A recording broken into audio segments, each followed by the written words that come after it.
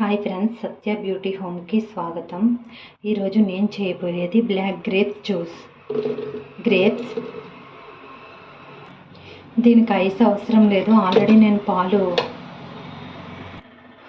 ఇలా గడ్డకట్టించుకున్నాను కాబట్టి ఐస్ అవసరం లేదు. కొంచెం వాటర్. బ్లాక్ గ్రేప్స్కి షుగర్ కొంచెం ఎక్కువ పడుతుంది. నేను 2 స్పూన్లు వేసుకున్నాను.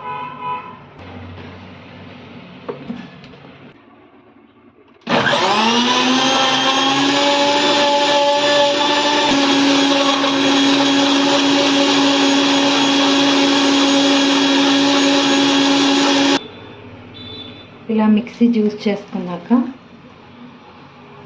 ఇలా వడపోసుకుంటే గింజలు ఇవన్నీ వేపోతాయి. గింజలు తుక్కు అంతా ఇలా వచ్చేస్తుంది. ఇలా వడకట్టుకున్నాక